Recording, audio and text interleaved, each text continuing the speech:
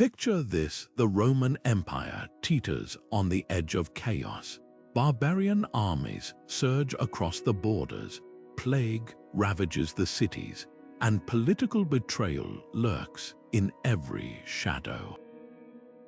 At the center of it all stands Marcus Aurelius, the philosopher king, penning his private thoughts by candlelight. While the world crumbles around him, his words reveal not panic, but profound clarity. You have power over your mind, not outside events. Realize this, and you will find strength. How did he, and leaders like him, maintain such unshakable calm in the face of collapse? The answer lies in Stoicism, an ancient philosophy that transformed fear into focus, chaos into control. Stoicism wasn't just a set of ideas, it was a survival toolkit for the most turbulent moments in history. From the battlefields of Gaul to the fall of empires, leaders leaned on its principles to make clear-eyed decisions when emotions threatened to overwhelm them. They practiced acceptance not as surrender, but as a way to see reality without illusion. They mastered perspective, understanding that adversity wasn't a barrier but a test of character. And they cultivated discipline, training their minds to respond to crisis with reason, not reaction. These weren't just abstract theories, they were life or death strategies. So what can we learn from their resilience today? In a world that feels increasingly unstable, the Stoic approach offers more than historical insight. It's a blueprint for emotional fortitude. How did Marcus Aurelius turn sleepless nights into wisdom? How did Seneca face exile with grace, or Epictetus rise from slavery to guide emperors? This is the story of how ancient leaders harnessed Stoicism to stand firm when everything was falling apart. And it's a story that might just change how you face your own challenges, because the storms they weathered weren't so different from ours, only their tools were sharper.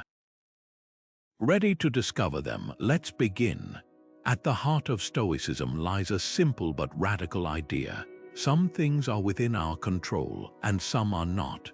The philosopher Epictetus framed this as the dichotomy of control, dividing the world into two categories: what we can influence, like our judgments and actions, and what we cannot, like external events or other people's opinions. This wasn't just philosophy, it was a mental filter ancient leaders used to cut through chaos. Take Cato the Younger, who faced the collapse of the Roman Republic with unwavering resolve. When political rivals conspired against him, he didn't waste energy on outrage or despair. Instead, he focused solely on what he could do, upholding his principles, even as the world around him unraveled. As Seneca put it, difficulties strengthen the mind as labor does the body. This mindset isn't confined to ancient history. Picture a modern CEO steering a company through a financial crisis. They can't control market crashes or competitor moves, but they can control their response, reassessing strategy, rallying their team, making tough decisions with clarity. The Stoic approach doesn't ignore adversity, it redefines it. Every challenge becomes a chance to exercise agency over the one thing that's always ours, our choices. So here's a question to ponder. What's one thing you can control today? Maybe it's your reaction to a frustrating email, or how you spend the next hour. The Stoics would argue that mastery begins there, in those small moments of awareness, because when everything else feels uncertain, the power to choose your focus remains. And that's where true resilience is built. Heraclitus, the ancient philosopher, once observed that no man ever steps in the same river twice, not just because the river has changed, but because the man has too. The Stoics took this idea further, recognizing that impermanence wasn't just a fact of life but the very fabric of existence. Marcus Aurelius, ruling an empire in slow decay, wrote nightly reminders to himself: everything is fleeting, the built and the broken, the mourned and the forgotten. To resist this is to resist the nature of the world itself. His journals reveal a man who didn't just endure change but expected it, preparing his mind for loss before it arrived. Consider the fall of Rome, a collapse so vast it reshaped civilizations. Yet some leaders faced it with eerie composure. When the Visigoths sacked Rome in 410, the senator Symmachus didn't rage or despair. Instead, he wrote letters urging his peers to adapt, noting that cities, like men, have lifetimes. This wasn't indifference, it was a deliberate choice to meet reality on its own terms. The Stoics called this amor fati, the love of fate, not passive resignation but an active embrace of life's inevitable turns. Modern psychology echoes this wisdom. Studies on resilience show that those who accept change as natural recover faster from setbacks. Think of a startup founder whose company fails. The ones who rebuild aren't those who deny the loss, but those who say, "This was always a possibility." What's next? The Stoic approach transforms fear of impermanence into freedom, because when nothing is guaranteed, everything becomes an opportunity. So here's a challenge. Next time plans crumble or something precious slips away, pause. Ask not why is this happening, but what does this make possible? The difference in those questions is the difference between suffering and strength. After all, even broken mosaics can be rearranged into new art. The Stoics knew this secret. Stability isn't found in clinging, but in learning to flow.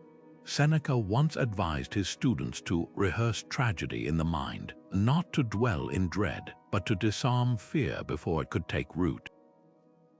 This was the essence of premeditatio malorum, the Stoic practice of deliberately imagining worst-case scenarios. Roman generals didn't wait for battle to test their resolve. They trained for it mentally, envisioning defeat, retreat, even death. By confronting these possibilities in advance, they stripped them of their power to shock.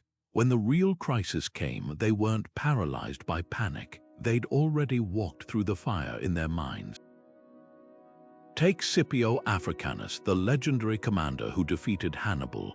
Before every campaign, he'd visualize everything that could go wrong. Supply lines cut, allies betraying him, his own death on the field.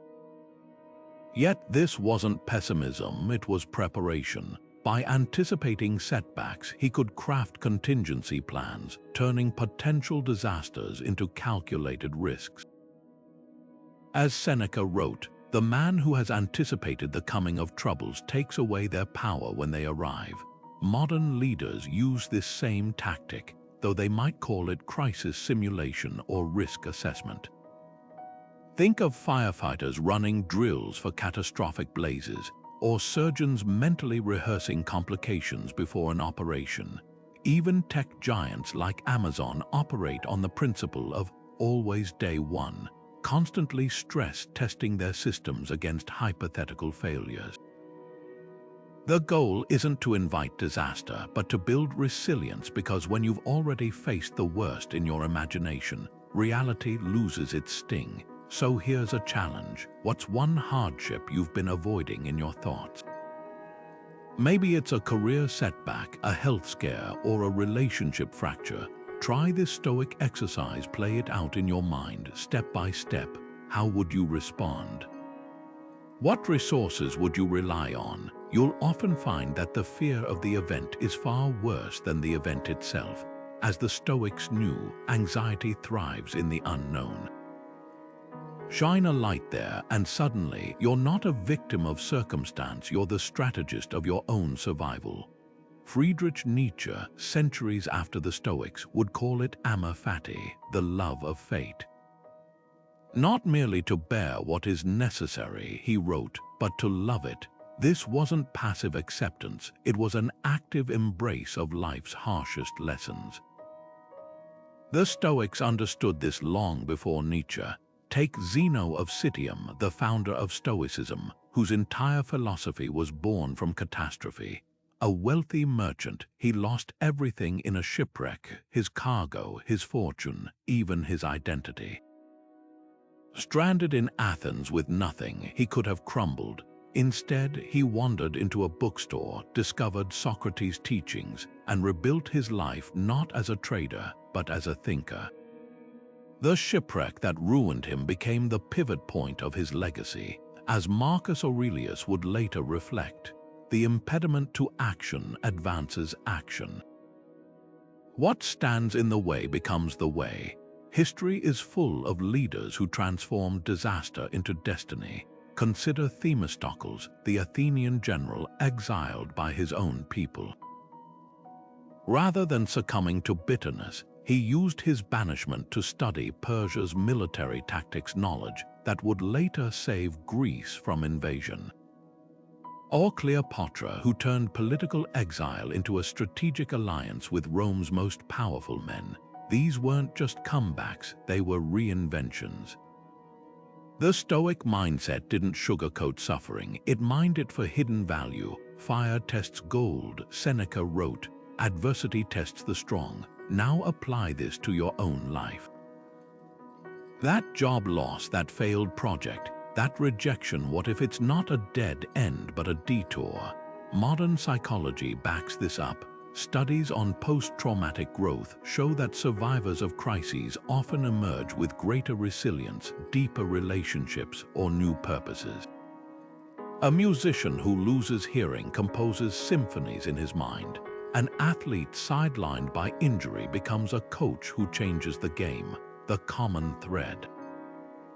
They didn't just endure their fate, they partnered with it. So here's the challenge: look back at a struggle you've resented. Can you spot the gifts it smuggled in? Maybe that layoff pushed you toward a career that truly fits. Maybe that heartbreak taught you boundaries you'd never set. The Stoics would argue that every obstacle carries two faces, the one that blocks you and the one that shapes you. The question isn't whether life will knock you down. It's whether you'll rise with new eyes, ready to see the path only ruin could reveal. Epictetus, the former slave turned philosopher, cut straight to the core of human suffering with one piercing observation. It's not what happens to you, but how you take it. This was the bedrock of Stoic perception, the discipline of seeing crises not as punishments, but as examinations. Imagine Athens in 430 BCE, a city besieged by Spartan armies while plague hollowed out its streets. Pericles, its leader, stood before a terrified populace and delivered a speech that didn't downplay their suffering but redefined it. What you fear as disaster, he told them, is the very crucible that will reveal who you are. He didn't promise survival, he promised meaning, and in that shift he gave Athens not just endurance but a legacy. This reframing wasn't empty optimism. The Stoics called it prosoch, attention to one's judgments. When a ship sinks, one man sees ruin, another sees a chance to swim. The event is the same, the story we tell about it changes everything. Modern psychology confirms this. Cognitive behavioral therapy, a cornerstone of mental health treatment, teaches patients to identify and reframe distorted thoughts. A soldier with PTSD learns to say, "I'm not back in combat, I'm safe, and my body is remembering, not reliving." A laid-off employee shifts from "I'm worthless" to "This is my chance to rebuild on my own terms." The technique is ancient, but the power is timeless. Consider the Japanese art of kintsugi, where broken pottery is repaired with gold lacquer. The cracks aren't hidden, they're highlighted, transformed into the object's most striking feature. That's Stoic perception in practice, finding the gold in the fractures. When Nelson Mandela emerged from 27 years in prison, he didn't speak of stolen time, but of preparation. "The cell gave me the quiet to think," he said, "to refine my purpose." So here's the challenge. What if your current struggle isn't a barrier, but the training ground for a strength you don't yet know you have? That argument with a colleague, could it be teaching you patience? That financial strain, might it reveal creativity you've never tapped? The Stoics would insist that the weight you're carrying isn't just a burden, it's the resistance that builds your emotional muscles. And that changes everything, because when you stop asking why is this happening to me and start asking what is this preparing me for, you're no longer a passenger in the storm, you're the navigator.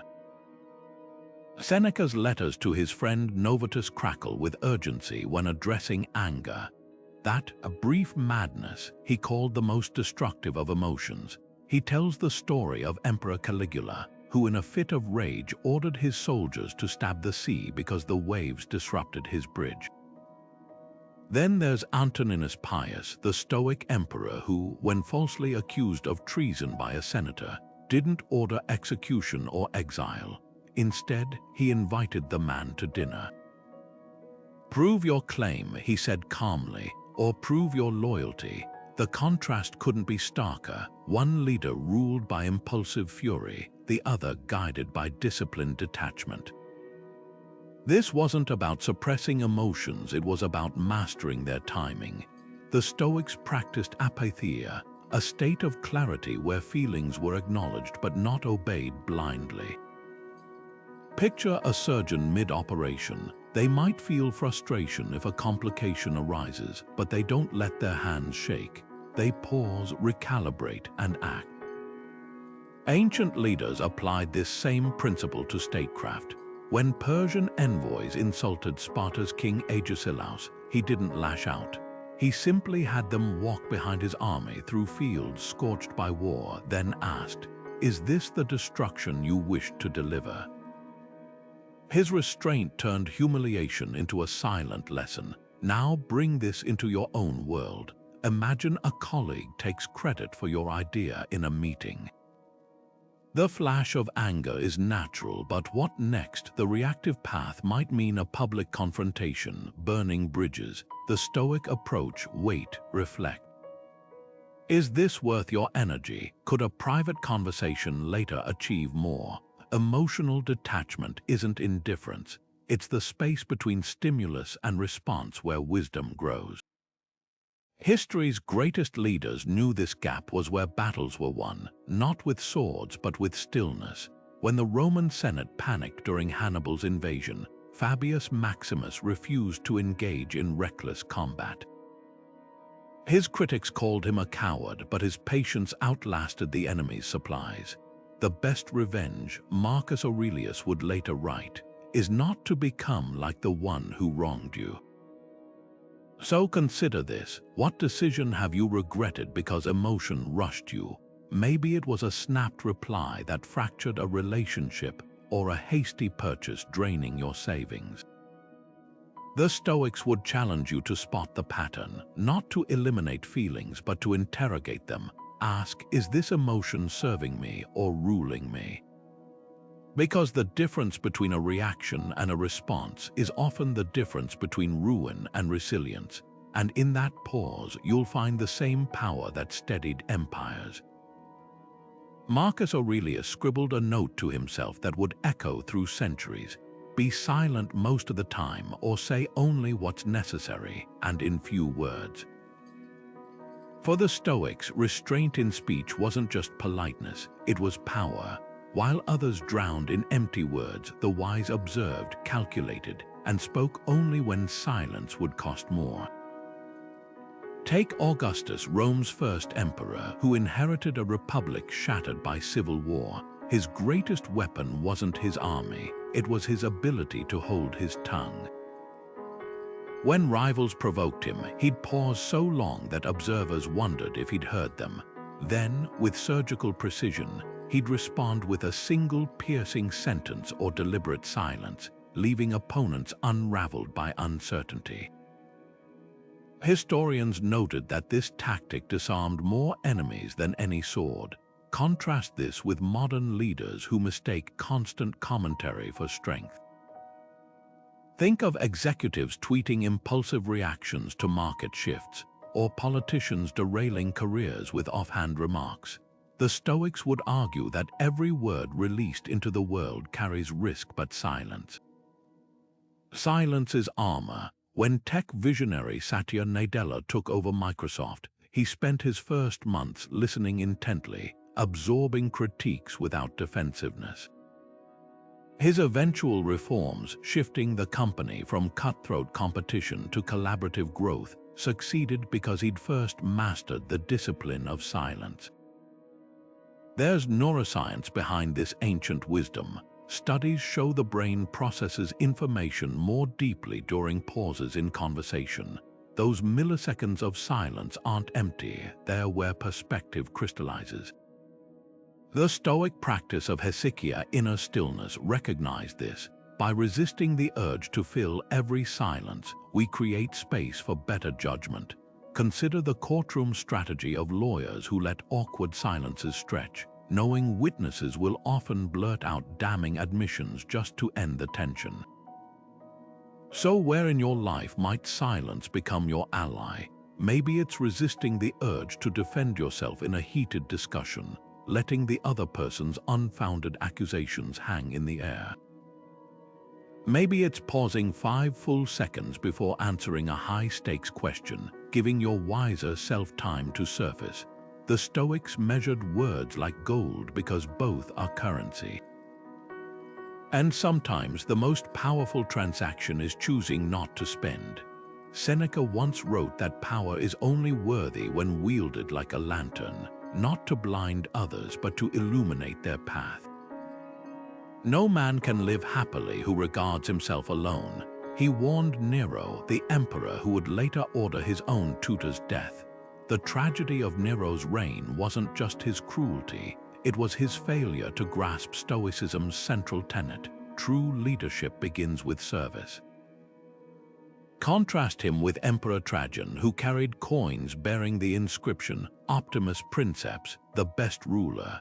Not because he conquered the most lands, but because he walked the streets of Rome at dawn, listening to common citizens, funding orphanages, and rebuilding cities devastated by fire. When a senator asked why he bothered with such humble acts, Trajan replied, "An emperor who cannot see his people cannot serve them." This philosophy echoes in modern leaders who prioritize empathy over ego. Think of New Zealand's Jacinda Ardern, who during the Christchurch massacre wore a hijab to mourn with the Muslim community, or Howard Schultz of Starbucks, who extended health care to part-time baristas long before it was industry standard. These aren't just kind gestures, they're strategic applications of Stoic oikoiosis, the belief that our circles of concern should expand beyond ourselves.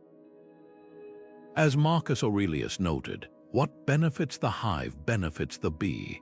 But how does this translate to everyday leadership? Consider a team manager who spends less time dictating tasks and more time removing obstacles for their employees. Instead of demanding longer hours, they ask, "What tools do you need to work smarter?" This shift from commanding to enabling mirrors the Stoic distinction between authority and stewardship. Power, in this light, isn't a privilege to hoard but a responsibility to redistribute. Here's the challenge: in your own sphere of influence, whether as a parent, colleague, or community member, where can you lead by lifting others? Maybe it's mentoring someone without expecting credit, or amplifying voices that usually go unheard. The Stoics measured greatness not by the height of one's throne, but by the depth of one's service. Because when you strengthen those around you, you don't diminish your power, you multiply it. Marcus Aurelius kept a private journal filled with reminders that seem almost shockingly simple at first glance. Do every act of your life as if it were your last. Not some grand philosophical proclamation, but a daily nudge to anchor himself in the present. For Stoics, the power of now wasn't some abstract concept. It was the only real terrain where leadership could be exercised. While others wasted energy regretting yesterday or dreading tomorrow, great leaders like Emperor Hadrian operated with a different calculus: Faced with rebellions in Judea or architectural projects that would take decades to complete, he didn't drown in what-ifs. He'd ask one question: what requires my attention at this exact hour? Then he'd act fully, decisively, before moving to the next duty. This focus wasn't about ignoring the future, it was about honoring it by mastering the present. Consider Hadrian's Wall, that massive fortification stretching across Britain.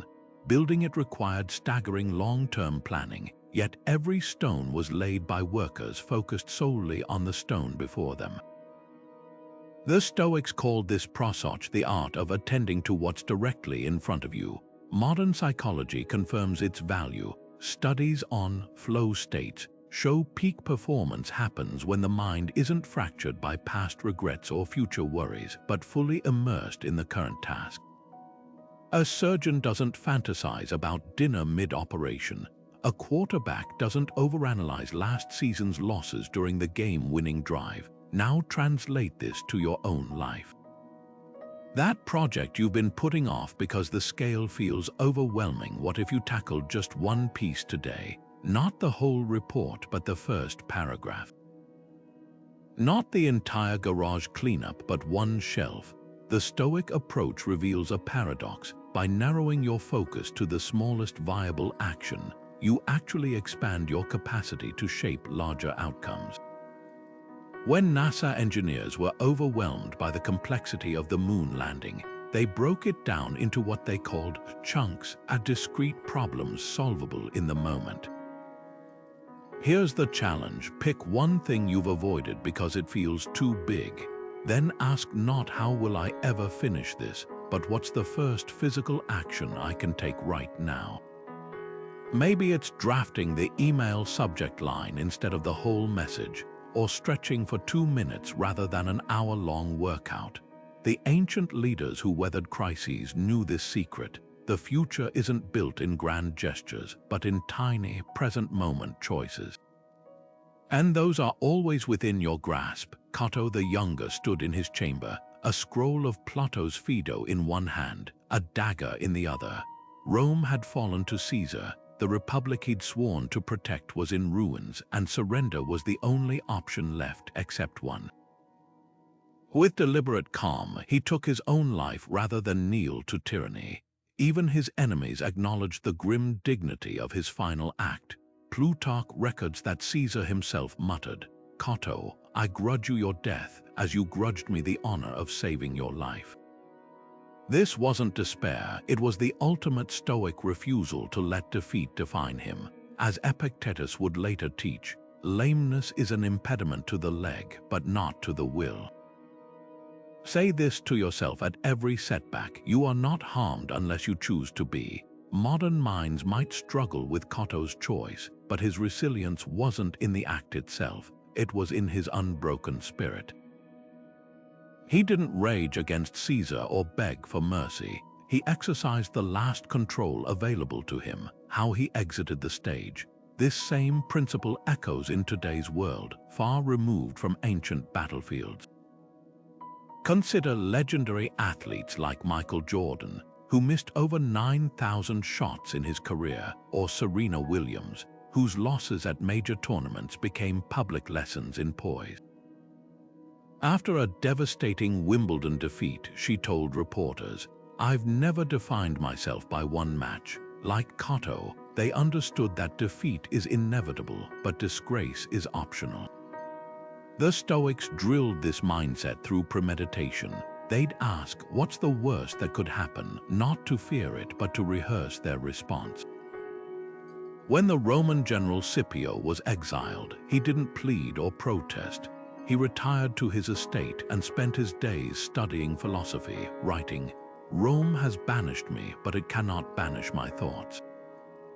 Centuries later, Nelson Mandela would mirror this during his imprisonment, turning Robben Island into a classroom for fellow inmates. Both men proved that humiliation only sticks if you accept its narrative. So here's the challenge. Next time you face a loss, whether it's a missed promotion, a rejected proposal, or a public embarrassment, ask not why did this happen, But what can I command now? Maybe it's the humility to learn from feedback, or the courage to try again with sharper focus. The Stoics knew that true victory isn't never falling, it's rising each time with your spirit intact. Because in the end, no one can take your self-respect unless you hand it to them, and that's a power no defeat can touch. Marcus Aurelius never intended his journals to be read by the world. They were raw, private conversations with himself. Page after page, we see a man dissecting his own thoughts like a surgeon examining tissue under glass. "Why are you troubled?" he writes. "Is this new? Have you not weathered worse?" This wasn't mere reflection, it was cognitive housekeeping. The Stoics called it prosoch, vigilant attention to the quality of one's inner dialogue. For modern leaders facing crises, this practice isn't philosophical luxury, it's emotional triage. Consider the CEO navigating a corporate scandal. The instinct might be to spin narratives for shareholders or draft defensive press releases. But the Stoic approach starts differently, with a blank page. Before addressing the world, they'd interrogate their own reactions. What assumptions am I making?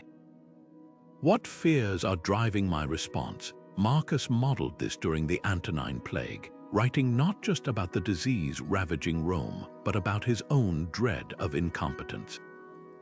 By naming it, he neutered its power. Modern psychology validates this ancient tool. Expressive writing studies show that translating chaotic emotions into structured sentences reduces cortisol levels and improves decision-making. A soldier journaling after combat processes trauma faster. An entrepreneur documenting failures spots patterns invisible in the moment. The act of writing forces the mind to slow down, separate signal from noise. As Seneca advised Lucilius, put your mind on trial each night. What harmed you today? What could you have done better? Here's how to start. Tonight, take 10 minutes to answer 3 Stoic prompts. First, what disturbed my peace today? Not the event itself, but the judgment you attach to it, like Marcus noting his irritation at a colleague's laziness wasn't about their actions, but his expectation of perfection. Second, what did I control and where did I pretend to? The traffic jam that made you late was inevitable. The choice to skip breakfast wasn't. Third, what would my wisest self say about this challenge? Distance reveals solutions, proximity obscures. The magic lies in consistency.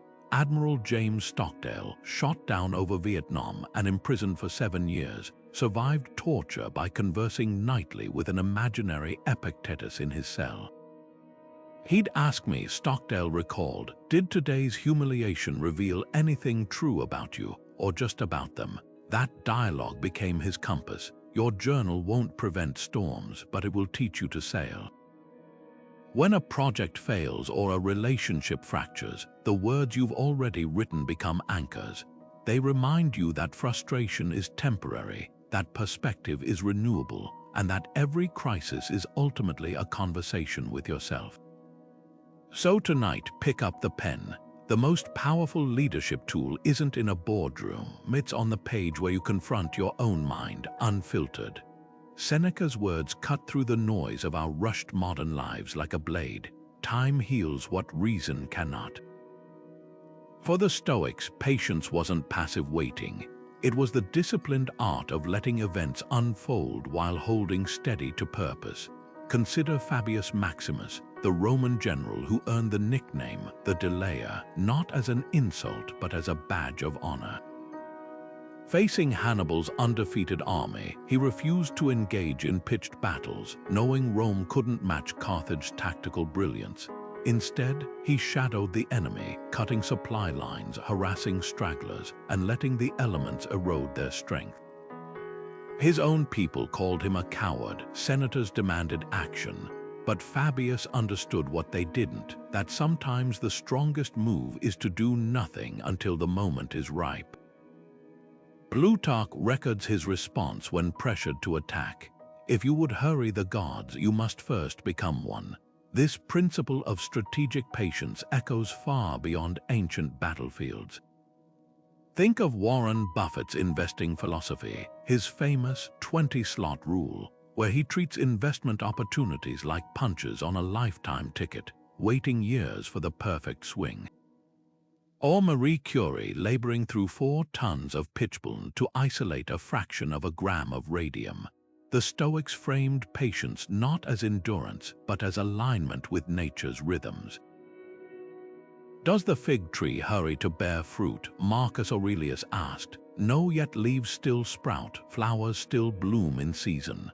Today, we're conditioned to expect instant results, next-day delivery, rapid promotions, viral fame. But the most meaningful transformations still obey ancient laws. A redwood's roots grow slowly downward before the trunk surges skyward. A musician's 10,000 hours of practice precede the effortless performance. The psychologist Walter Mischel's marshmallow test revealed this truth. Children who resisted eating one treat for 15 minutes earned 2 later, and decades later, those same children had higher academic achievement, better health, and greater career success. Delayed gratification wasn't just willpower, it was the ability to see time as an ally rather than an enemy. So where in your life might patience be the missing ingredient?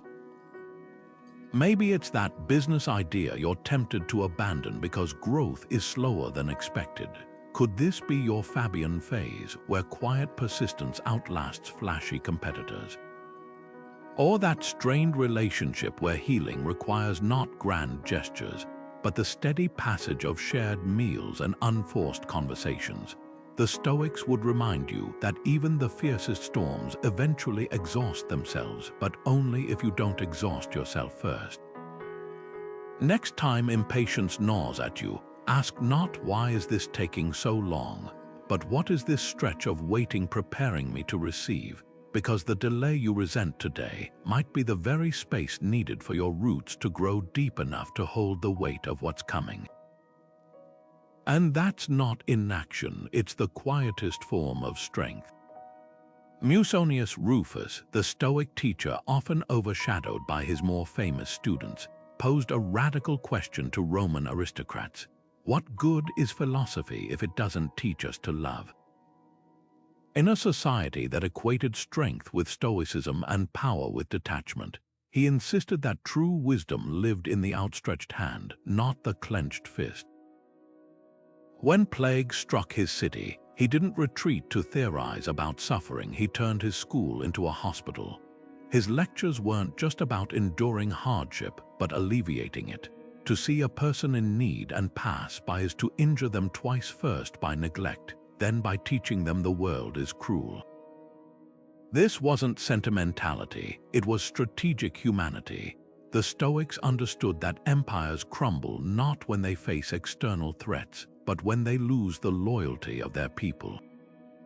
Marcus Aurelius embodied this daily. His meditations include startling passages where he prays for the grace to understand those who oppose him. When men are inhuman, take care not to act toward them as they do toward others. Even as he led wars against Germanic tribes, he wrote of their bravery with respect, and after victories he funded schools in conquered territories. Historians note that his greatest military achievement wasn't a battle won, but a rebellion resolved without bloodshed. When Avidius Cassius usurped his throne, Marcus pardoned the man's family and burned all treasonous correspondence unread. The best revenge, he noted, is to refuse to become like your enemy. Modern psychology now confirms what these ancients practiced. Compassionate leadership isn't soft, it's shrewd. Studies of high-performing teams show psychological safety. The sense that one can speak without fear predicts raw talent. Google's Project Aristotle revealed their most innovative groups weren't those with the highest IQs, but those where members felt heard and valued. This mirrors the Stoic view that strength and tenderness aren't opposites but interdependent. A surgeon's hand must be steady, but also sensitive enough to detect a pulse beneath layers of tissue. So where does this leave us? Perhaps with a new lens on that colleague who seems difficult or that neighbor who holds opposing views. The Stoic question isn't how can I tolerate them, but what part of their perspective have I failed to see? When Nelson Mandela invited his jailers to his presidential inauguration, he wasn't erasing his suffering, he was transcending it by recognizing their shared humanity. This is the untold thread of Stoicism, the steel backbone and the open palm, the discipline to withhold judgment and the courage to extend trust, because the ultimate test of control isn't mastering your reactions, it's mastering your capacity to see the world through kinder eyes. And that kind of strength doesn't just endure collapse, it rebuilds from it. Seneca's letters to Lucilius crackle with a chilling clarity when he writes about time. It is not that we have a short time to live, but that we waste much of it. He wasn't just philosophizing, he was staring down his own mortality, knowing his exile and eventual execution by Nero could come any day. The Stoics practiced Memento Mori, not as morbid fixation, but as a razor to cut through life's illusions. Picture Socrates in his Athenian cell, sipping hemlock not with trembling hands, but with a question for his grieving students. Why are you crying? Did you think I was immortal? His calm wasn't defiance, it was the quiet confidence of a man who'd already died countless times in his mind.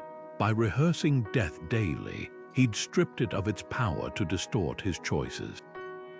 This practice wasn't reserved for philosophers. Roman generals like Sulla kept skulls on their desks as paperweights, a visceral reminder that even their victories were fleeting. Marcus Aurelius wrote of waking each morning to tell himself, "Today you may meet interference, ingratitude, or death, and none of it will excuse you from doing good work." Far from paralyzing them, this awareness lent their actions laser focus. When Queen Elizabeth I faced potential assassination plots, she reportedly slept with a prayer that included the line, "Teach me to number my days that I may apply my heart unto wisdom." The urgency didn't panic her, it clarified her mission. Modern psychology reveals why this works. The endowment effect shows we value things more when we perceive their scarcity. A study at the University of Pennsylvania found that patients diagnosed with terminal illnesses often experience a paradoxical surge in life satisfaction, not because their circumstances improved, but because their time became precious. Steve Jobs echoed this when he told Stanford graduates, "Remembering that I'll be dead soon is the most important tool I've ever encountered to help me make the big choices in life." So here's the challenge. What if you lived this week as if it were your last in your current role, your current city, or even your current life? Not with frantic bucket list checking, but with the deliberate focus of someone who knows every conversation might be final. Would you still postpone that difficult talk? Would you still tolerate distractions that eat your hours? The Stoics didn't use mortality to frighten themselves into inaction. They used it to frighten themselves out of inaction. Because when time's shadow falls across your plans, the trivial falls away, and what remains is the work that truly matters. And perhaps that's the ultimate gift of Memento Mori. It doesn't ask you to dwell on endings, but to discover what's endless in you, the legacy that outlasts the breath that creates it. Epictetus observed that a wise man resembles a rock in the sea waves crash against it, yet it stands unmoved while the water around it churns with every storm. If someone tells you that so and so speaks ill of you, he instructed, don't defend yourself against the words, but reply, he must not know my other faults, or he would have mentioned those too. This wasn't indifference to reputation. It was mastery over the emotional tides that drown ordinary minds. Consider Augustus, who transformed Rome from a republic into an empire, yet insisted on sleeping in the same modest bedroom for 40 years. When messengers brought news of military victories, he'd simply nod and return to paperwork. When his beloved grandson died, he withdrew for days not to hide grief, but to feel it fully without letting it derail his duties. His strength lay in neither suppressing emotion nor being ruled by it, but in the disciplined middle path the Stoics called eustathia, steadiness of soul. Modern life tests this balance daily. Social media metrics like shares, viral moments act as a relentless emotional pendulum. One day you're riding the high of a post that resonates with thousands. The next, an algorithm shift silences your voice. The Stoic response isn't to quit the arena, but to enter it with different armor. Imagine a novelist who checks bestseller lists obsessively versus one who writes each chapter as if it were a private meditation.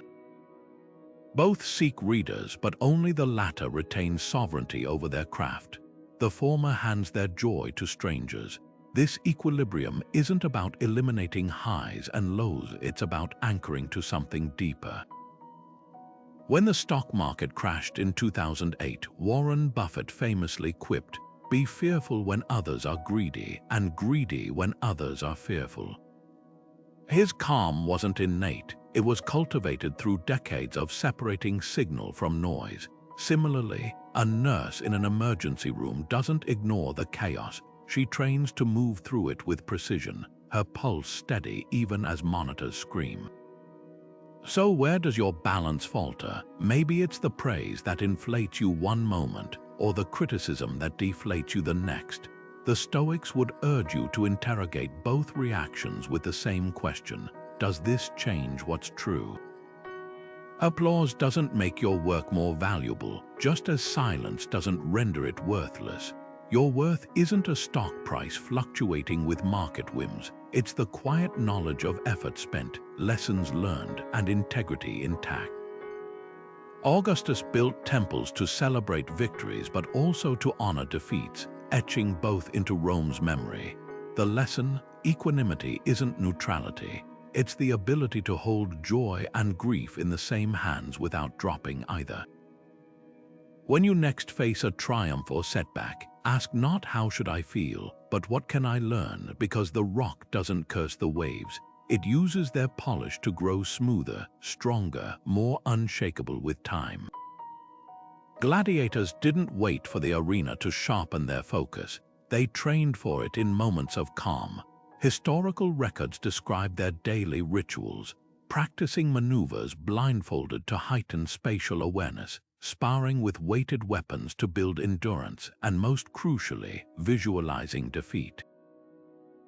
They'd rehearse every possible outcome, dodging a lion's leap, recovering from a slipped shield, even dying with dignity, so when the sand ran red, their bodies moved with practiced precision. This wasn't superstition, it was neuroplasticity at work. Modern brain scans reveal that mental rehearsal activates the same neural pathways as physical action, priming the mind to perform under pressure. The Stoics called this premeditatio malorum, the deliberate anticipation of adversity to strip it of its surprise. Scipio Africanus took this further. Before his legendary campaign against Hannibal, he didn't just drill his troops, he drilled his mind. Plutarch recounts how Scipio would walk alone through imagined battlefields, whispering to himself, "What if the cavalry falters? What if the weather turns?" By the time he faced Carthage's forces at Zama, he'd already fought the battle 100 times in his thoughts. His victory wasn't just tactical, it was psychological. Like a chess grandmaster playing both sides of the board, he'd conditioned himself to see crises not as threats, but as puzzles he'd already solved. This principle thrives today in disciplines where hesitation means catastrophe. Firefighters don't memorize escape routes while buildings burn. They walk through empty stairwells weekly, tracing exits with their eyes closed. Surgeons conduct mental dress rehearsals before complex procedures, visualizing each incision and complication. Even astronauts like Chris Hadfield practice malfunction protocols endlessly in simulators, so when a real-life crisis struck aboard the International Space Station, like the time his visor flooded with water during a spacewalk, his response was automatic. Panic is what happens when you haven't decided what to do next, he later reflected. So how do you cultivate this readiness in ordinary life? Start small. Before a high-stakes meeting, take 5 minutes to envision not just your presentation, but potential curveballs, a skeptical question, a technical glitch. Script your responses mentally. For bigger challenges, borrow Scipio's habit of stress-testing plans. List 3 worst-case scenarios for a project, then outline contingency steps. The goal isn't to predict every outcome, but to build mental flexibility. The deeper lesson here, calm isn't the absence of chaos, it's the presence of preparation. When Roman architects designed amphitheaters, they included hidden doors called scenaria, quick exits for gladiators who survived the arena.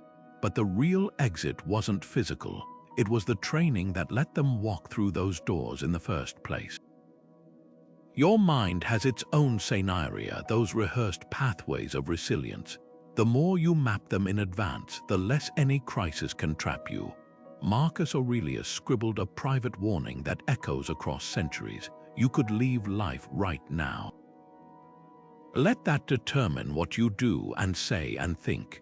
For a man who ruled the known world, these weren't just words, they were armor against the seduction of ego. He knew power's greatest trap wasn't external enemies, but the internal whisper that says, "You deserve more." Contrast his reign with Emperor Nero, who demanded statues of himself be erected in every province, or Caligula, who appointed his horse as a priest. Their vanity wasn't just absurd, it was fatal. Rome tolerated incompetence far longer than arrogance. Now consider Titus, who inherited the throne after his father Vespasian's pragmatic reign. When Mount Vesuvius erupted, burying Pompeii in ash, Titus didn't use the disaster to bolster his image. He emptied the imperial treasury to fund relief efforts and personally toured the ruins, comforting survivors. Historians recorded his habit of ending each day by asking, "Have I done something today worthy of my station?" That question, rooted in humility, became his compass. The Stoics called this megalopsychia, the greatness of soul that measures itself not by applause but by service. Modern leadership faces the same ego traps, just with different masks. The CEO who prioritizes press coverage over product quality. The influencer curating a flawless image while neglecting real connections. Even in our personal lives, how often do we resist feedback because it bruises our self-image? Ego doesn't always roar like Nero. Sometimes it murmurs, "I shouldn't have to start at the bottom," or "They just don't appreciate my genius," the antidote. Follow Marcus Aurelius' lead. Wipe away the dust of praise and blame. See yourself plainly. When Steve Jobs returned to a struggling Apple in 1997, he slashed his salary to $1 and focused on rebuilding rather than reclaiming glory. His famous Think Different campaign celebrated rebels, not himself. That shift from "look at me" to "look what we can do" is the hallmark of enduring leadership. So here's the challenge. Where is ego subtly distorting your decisions? Maybe it's the reluctance to admit a mistake or the need to dominate conversations. The Stoics would urge you to interrogate that impulse like a suspicious guard at the city gates. Ask, is this action serving my purpose or my pride? Because the paradox of true strength is this: the less you need validation, the more you earn respect. And that's a lesson neither thrones nor titles can teach.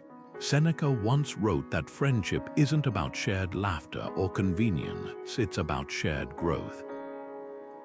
A friend is, as it were, a second self, he told Lucilius, who mirrors your virtues and polishes your flaws. For the Stoics, true friendship was a forge where character was tempered, not just a shelter from life's storms. Take Thracia and Helvidius, two senators who defied Nero's tyranny. When one wavered, the other would quote Epictetus, "If you want to be good, first believe you're bad." Their bond wasn't built on flattery or blind loyalty, but on the willingness to hold each other accountable, even when it stung. This kind of friendship thrives on a radical honesty rarely seen today. Imagine a gym partner who doesn't just spot your lifts but calls out your half-hearted reps, or a colleague who questions not just your conclusions but your motives. The Stoics called this parrhesia fearless speech. It's the opposite of the modern yes-man culture, where likes and nods often replace genuine feedback.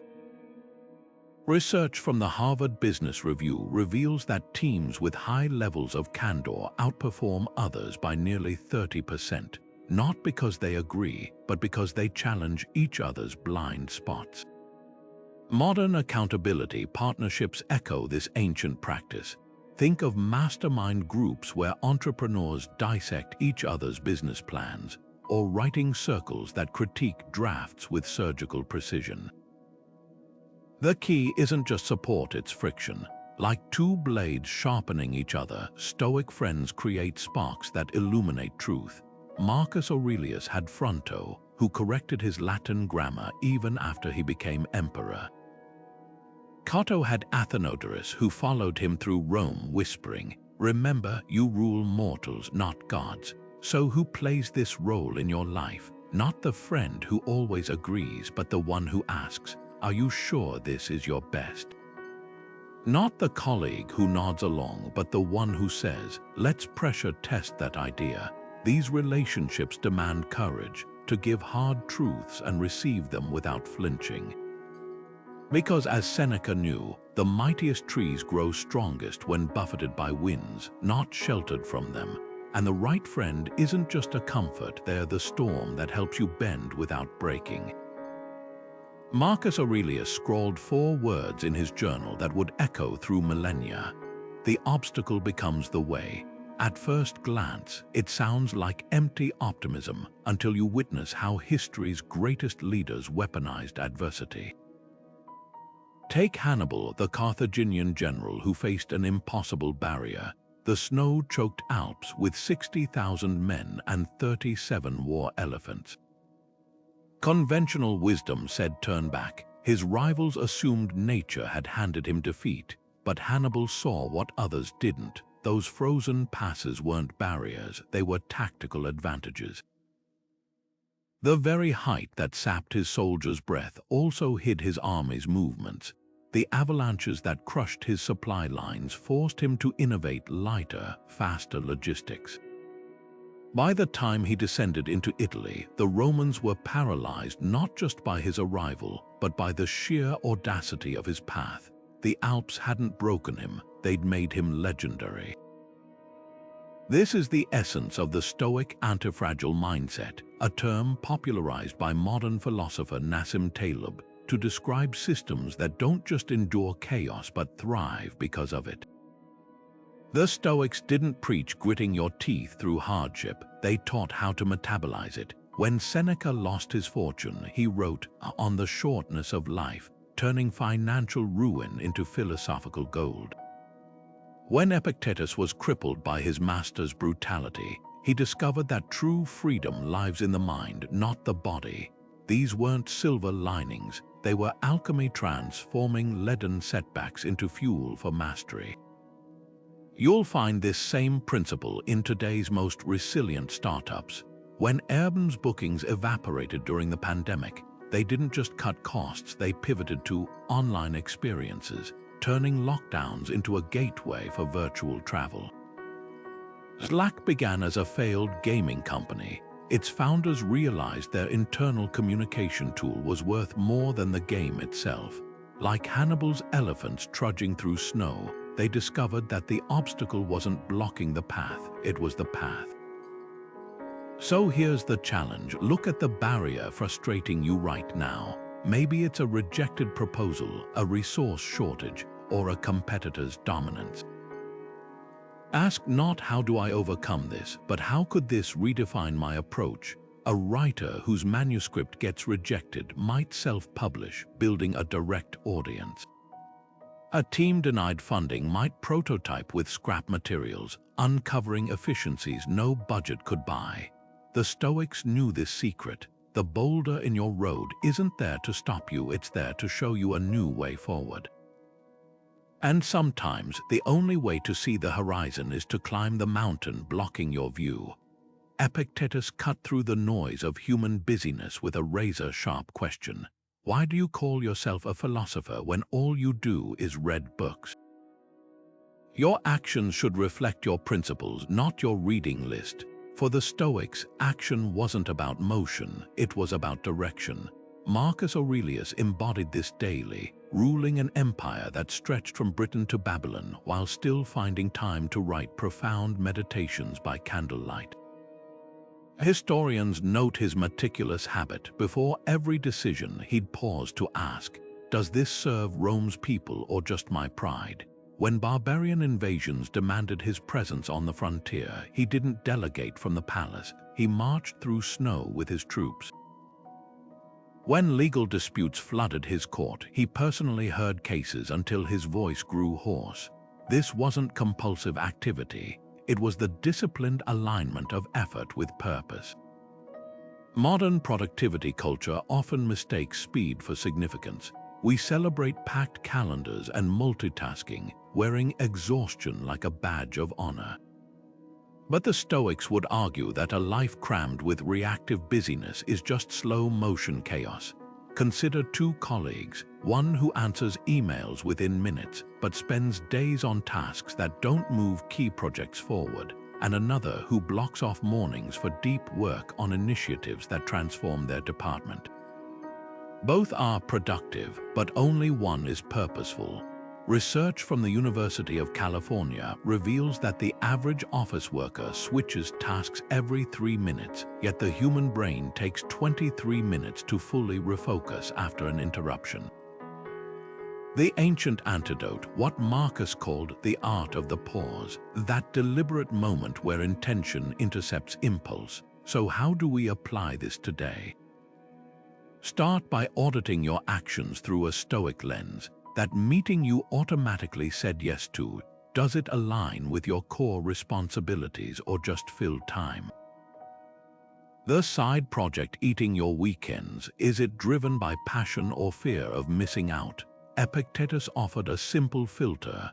First decide what must be done, then do what you've decided. Modern tools like Eisenhower's urgency importance matrix echo this, but the wisdom is 20 centuries old.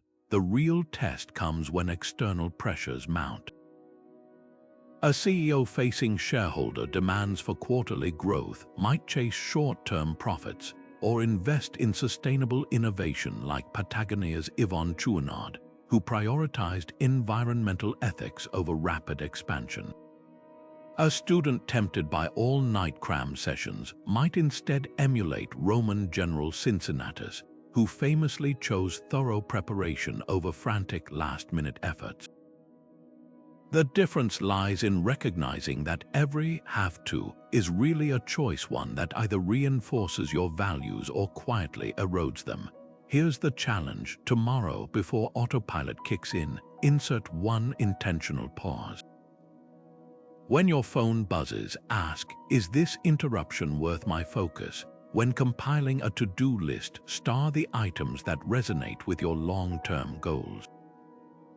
The Stoics didn't avoid action, they revered it, but they knew that motion without meaning is the enemy of mastery, because a life well lived isn't measured in steps taken, but in the direction they carried you. Seneca's letters cut through the clutter of materialism with surgical precision. It is not the man who has too little, but the man who craves more that is poor. His words weren't just philosophy, they were survival tactics for a world drowning in excess. Consider Diocletian, the Roman emperor who commanded an empire spanning 3 continents, only to voluntarily surrender the throne and retire to a cabbage farm in Dalmatia. When senators begged him to return during a political crisis, he famously replied, "If you could see the vegetables I've grown with my own hands, you wouldn't ask." This wasn't eccentricity, it was a masterclass in Stoic minimalism. While his successors hoarded power until they were overthrown, Diocletian died peacefully in his garden, proving that true freedom often lies in what you're willing to leave behind. Modern life bombards us with distractions masquerading as necessities, endless notifications, curated lifestyles, the pressure to consume and display. The average person now checks their phone 261 times daily, fragmenting attention into smaller slivers than Roman coins. Yet studies reveal that digital detoxes, even brief ones, sharpen focus as effectively as a caffeine boost. Cal Newport's concept of a digital minimalism mirrors Stoic practice, deliberately stripping away the non-essential to reclaim cognitive space. Like Diocletian trading his purple robe for a farmer's tunic, we too can ask, what trappings of modern life are gilded cages? The Stoics didn't advocate poverty, they championed intentionality. Marcus Aurelius, despite his imperial wealth, slept on a simple camp bed and ate the same meals as his soldiers. Seneca, one of Rome's richest men, practiced periodic poverty weeks, living on bread and water to remember that security isn't found in possessions, but in self-command. Modern parallels abound. Warren Buffett still lives in the Omaha house he bought in 1958 for $31,000. IKEA founder flew economy and furnished his home with display samples. These choices aren't about deprivation, they're about preserving the clarity that clutter obscures. So here's the challenge: what invisible weights are you carrying? Maybe it's the inbox subscriptions you never read, the commitments made out of obligation rather than purpose, or the mental real estate devoted to keeping up appearances. Try this Stoic exercise for 1 week. Eliminate one non-essential input each day. Mute a noisy group chat, cancel an unused subscription, or physically clear a cluttered drawer.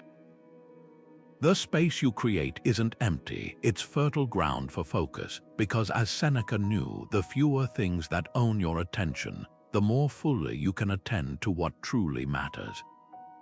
And in a world that equates busyness with importance, sometimes the most radical act is to stand still and choose less.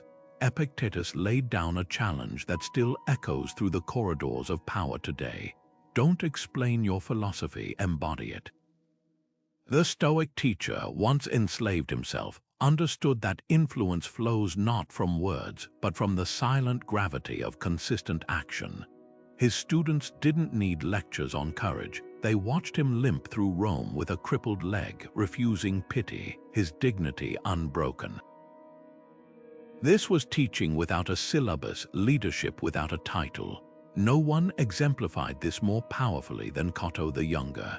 In an era when Roman politicians traded principles for power, Cato's very presence became a moral compass. He didn't rally supporters with speeches about integrity. He lived it so fiercely that even his enemies hesitated to bribe him, knowing the attempt would backfire. Plutarch records an astonishing moment during a contentious Senate vote. When Cato stood to speak, his opponents simply abandoned the chamber rather than face the discomfort of opposing someone whose actions matched his ideals. His life posed an unspoken question: how would you behave if no one were watching? And the answer shamed those who fell short. This principle transforms modern leadership at every level.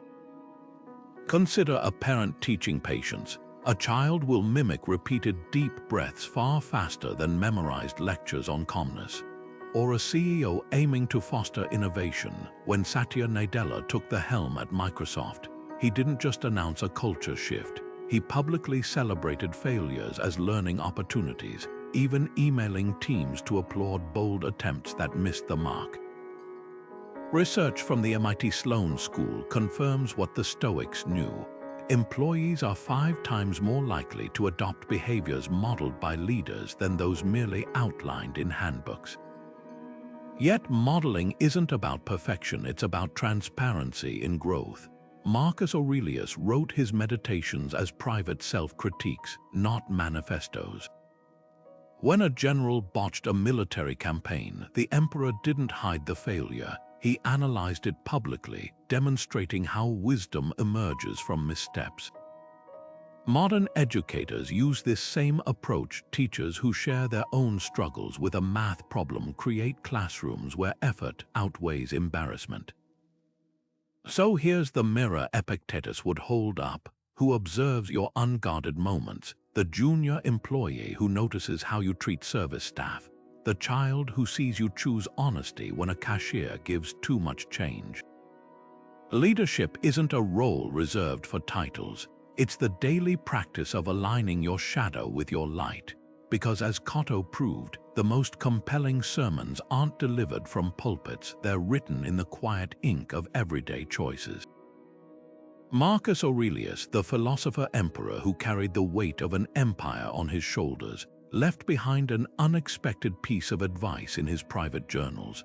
Life is ridiculous, laugh at it often.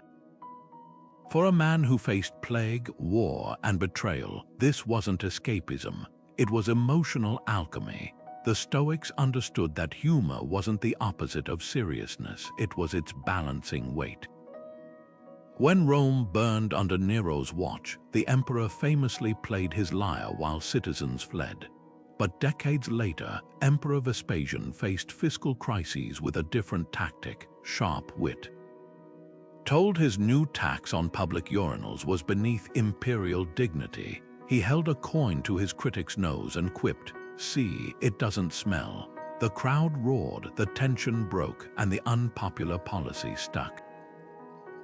Vespasian knew what modern psychologists confirm: laughter reduces cortisol levels faster than forced stoicism ever could. This practice of levity amid chaos wasn't about denial. Epictetus, the former slave-turned-philosopher, taught his students to distinguish between events and their interpretations. When someone insults you, he said, imagine they've handed you a gift you've refused to accept. The offense isn't in the words, it's in your reception. Ancient leaders applied this by weaponizing humor against absurdity. When King Pyrrhus boasted he could conquer Rome, the aging senator Fabricius sent him a note: "Your doctor's bill will be astronomical. Italian food disagrees with everyone at first." The joke disarmed fear while making a strategic point. Invaders often underestimated Rome's resilience. Modern science reveals why this works. Laughter triggers endorphin release, literally rewiring stress pathways in the brain. Navy SEAL recount using dark humor during hellish training to override panic. CEOs like Richard Branson disarmed tense negotiations with self-deprecating quips. Even hospitals employ clown doctors because studies show laughter accelerates healing. The Stoic twist: this isn't about masking pain, it's about reframing it. A nurse cracking gallows humor after a grueling shift isn't being insensitive. She's practicing cognitive distancing, creating space to process trauma without being crushed by it.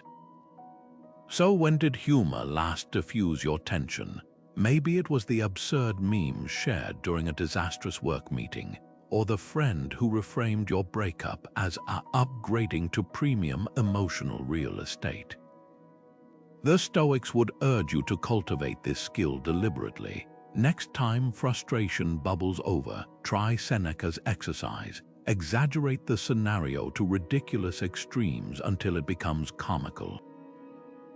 The colleague who stole your idea, imagine them accepting a Nobel Prize for it while wearing your pajamas. The delayed flight, picture the pilot circling overhead practicing yodeling.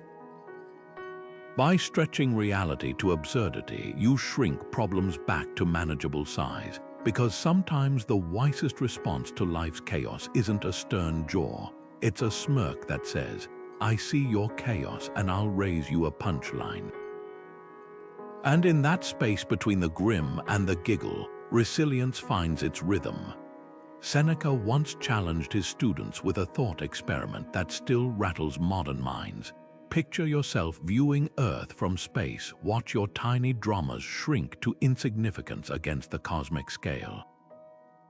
This wasn't about diminishing life's struggles, but about revealing the distorting lens of immediacy.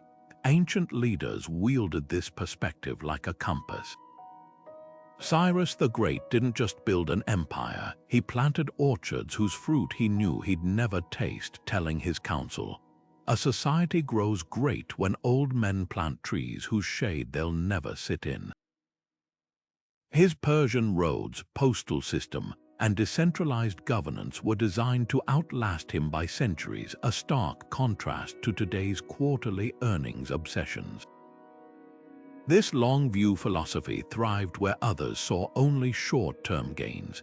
The Khmer Empire's engineers designed Angkor Wat's reservoirs to capture monsoon rains not just for current citizens, but for 30 generations ahead. Venetian merchants established trust-based trade networks knowing their grandchildren would inherit the relationships. Even Machiavelli, often mischaracterized as ruthlessly pragmatic, wrote in The Prince that lasting power required, laying foundations today that others will build upon tomorrow. The common thread, treating time as a collaborator rather than an adversary. Modern crises test this principle daily. Climate scientists pleading for decarbonization now face the same uphill battle as Seneca warning Nero about fiscal recklessness, both battling the human tendency to prioritize present comfort over future survival. Yet examples like Norway's sovereign wealth fund prove the Stoic approach works. By investing oil profits into renewable energy research since the 1990s, they've built an $800 billion safety net for citizens not yet born. So where does this leave us in our daily lives? That career setback stings less when viewed as one chapter in a multi-volume story. The strained relationship might heal if given seasons rather than days to breathe. Even personal habits gain new meaning. Reading 30 minutes daily compounds into 1,000 books by retirement.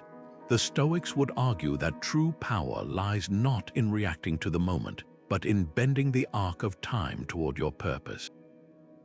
Tonight, try Seneca's cosmic gaze. Project yourself forward 5 years, then 50. What trivial worries fade? What quiet efforts reveal their true weight? Like Cyrus surveying saplings he'd never sit beneath, you might find clarity in the simple act of planting, not for harvest, but for the mere act of faith that someone, someday, will be grateful you did. Dawn breaks over Rome, and in the quiet hours before the city stirs, Marcus Aurelius is already at work, not on empire's business but on his mind. His journal, later known as Meditations, captures a ritual as precise as any religious rite. Morning pages filled not with plans for the day, but with reminders of what it means to be human. When you wake in the morning, he wrote, tell yourself that the people you meet will be meddling, ungrateful, arrogant, not because they wish to be, but because they are ignorant of good and evil. This wasn't cynicism, it was mental inoculation. By anticipating life's friction before it arrived, he armored himself against surprise and resentment. Meanwhile, over in Greece, Epictetus began his teaching days with a brutal exercise. He'd have students list what they feared: losing wealth, reputation, loved ones, then force them to repeat aloud. These were never mine to keep. The lesson: stability isn't found in controlling externals, but in mastering your reactions to their inevitable loss. Modern science now confirms what these ancients practiced. Rituals anchor the mind against chaos. Navy SEAL prep for missions with box breathing: inhaling for 4 counts, holding for 4, exhaling for 4, a technique identical to Stoic Prosach attention training. Silicon Valley CEOs swear by morning cold showers, not just for physiological benefits, but because voluntarily embracing discomfort builds the same resilience Seneca cultivated when he periodically slept on the floor and ate stale bread. Even the simple act of making your bed, a habit championed by Admiral McRaven, mirrors the Stoic principle that small, disciplined actions set the tone for larger victories. But rituals aren't about rigidity, they're about creating space for intention.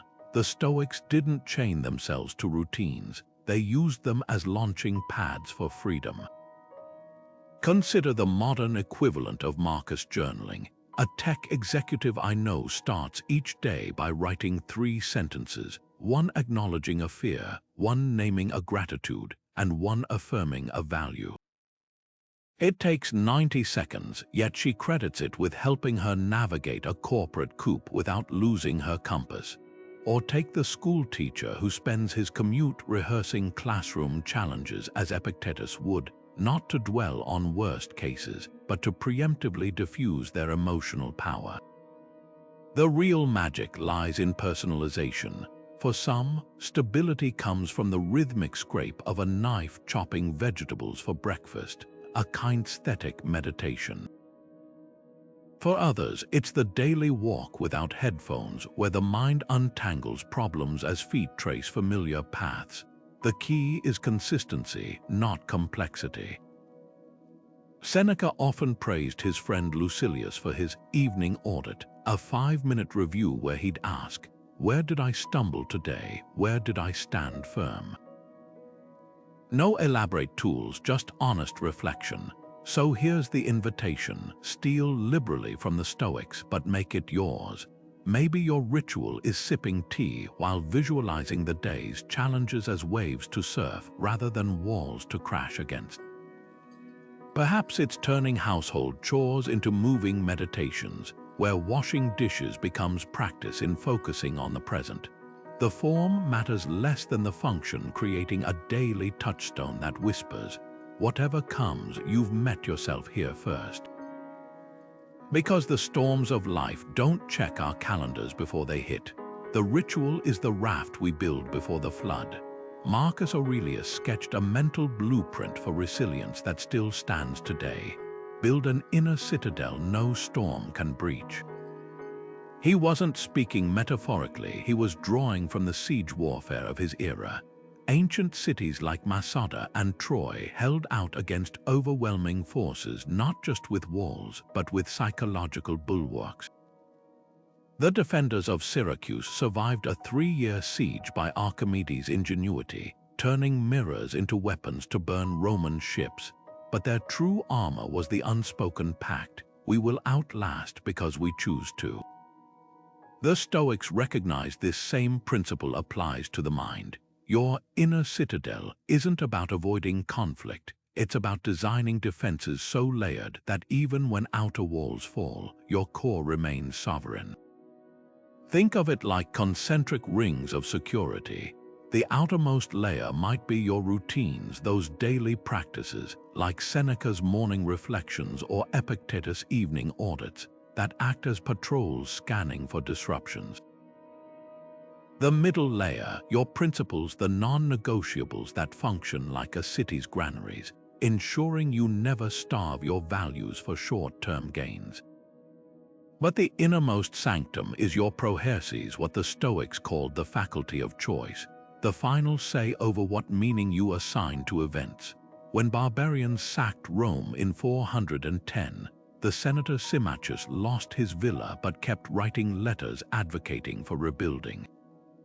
His home was looted, but his purpose wasn't. Modern neuroscience validates this architecture. Studies on cognitive reserve show that individuals with rich mental frameworks, whether through education, diverse experiences, or structured belief systems, withstand psychological stressors far better than those relying on sheer willpower. It's the difference between a medieval castle designed with fallback positions and a glass skyscraper, all-or-nothing fragility. Navy SEAL train this way, drilling contingency plans until reactions become reflexive. When ambushed, they don't debate, they pivot to pre-built protocols. Your inner citadel works similarly. By predefining your boundaries, you reduce decision fatigue during crises. So how do you construct yours? Start by identifying what psychologist Viktor Frankl called your last of human freedoms, the ability to choose your response. A CEO facing a hostile takeover might anchor to, "I will protect my team's well-being first." A parent in conflict could cling to, "This child needs my patience more than my pride." These aren't platitudes, they're psychological keystones. The Stoics would urge you to stress test them regularly. If your principle is, "I won't sacrifice health for success," what happens when a promotion demands 80-hour weeks? If your boundary is, "I'll speak truth even when it's costly," how do you handle a friend's harmful behavior? History's most resilient figures all had this in common. Their inner citadels were flexible, not rigid. When Constantinople fell in 1453, the scholar George of Trebizond didn't despair. He smuggled ancient texts to Italy, sparking the Renaissance. His city fell, but his mission adapted. Likewise, your boundaries shouldn't be prison walls, but floodgates able to channel pressure without collapsing. Here's the ultimate test. Picture everything external, your job, relationships, even physical abilities stripped away. What's left standing? Maybe it's your curiosity, your compassion, or your grit. That's your unshakable core, and like the defenders of Masada who chose freedom over surrender, you'll find that the tighter you cling to it, the more the world's sieges reveal not your limits but your depths. Seneca's final act wasn't just a death, it was a masterclass in legacy. Ordered to commit suicide by Nero, he turned his execution into a philosophical demonstration, calmly discussing virtue with friends as blood drained from his veins. His last words, "What need is there to weep over parts of life? The whole of it calls for tears." In that moment, he cemented what the Stoics had long taught. How you exit matters more than how you're applauded. The emperors who persecuted him, Nero, Caligula, are remembered as cautionary tales, but Seneca's ideas still shape therapists' offices and boardrooms 2,000 years later. Epictetus, born a slave, left no monuments or palaces. His entire estate fit in a single bag when exiled from Rome. Yet his discourses became the playbook for generations of leaders, from Marcus Aurelius to modern Navy SEAL. His true wealth wasn't in coins but in mental frameworks that outlasted empires. Even his physical lameness became part of his legacy. When a student mocked his limp, Epictetus replied, "Do you pride yourself on the beauty of your horse? Then I'll pride myself on the beauty of my patience." The insult faded, the lesson endured. Modern visionaries follow this same playbook. When Nobel laureate Malala Yousafzai was shot by the Taliban, she didn't just recover, she built schools. Elon Musk invests in Mars colonization not for quarterly profits but for intergenerational impact. Even in everyday life, legacy projects take root. The teacher who creates a scholarship fund from her pension, the engineer who open sources patents to combat climate change. These aren't vanity projects, they're stakes driven into the future. But legacy isn't about scale, it's about resonance. The Roman engineer Vitruvius wrote 10 volumes on architecture that gathered dust for centuries until Leonardo da Vinci resurrected them, birthing the Renaissance. A single mother's letters to her child might inspire a future president. The Stoics measured influence not in statues but in sparks, ideas that kindle long after the thinker is gone. So here's the question to carry. When the spotlight fades, what's left standing? Not the trophies on your shelf, but the principles you engraved in others.